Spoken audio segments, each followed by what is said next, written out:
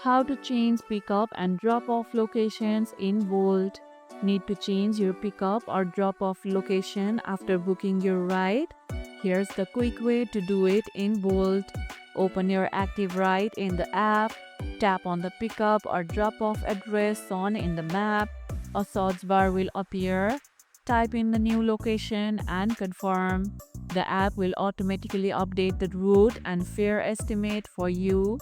But remember, if your driver is already nearby or en route, changing pickup might not be possible. In that case, it's better to cancel and rebook quickly to avoid confusion. Always double check your locations before confirming the ride to save time and money. Have you ever had to change your drop off mid ride?